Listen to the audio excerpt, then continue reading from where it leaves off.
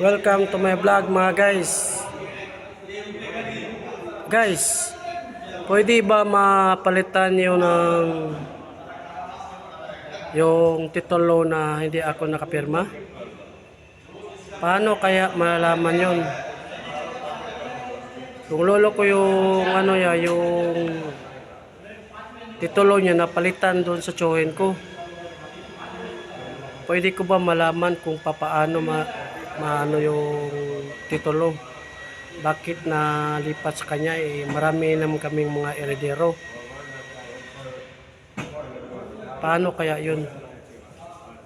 Sana ma-resolve yung problema namin kasi hindi kami nakakuha sa aming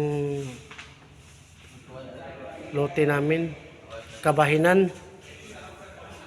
Sige mga guys, paki-share na lang, paki-comment at paki-like na lang po. Maraming salamat sa inyong panonood sa akin.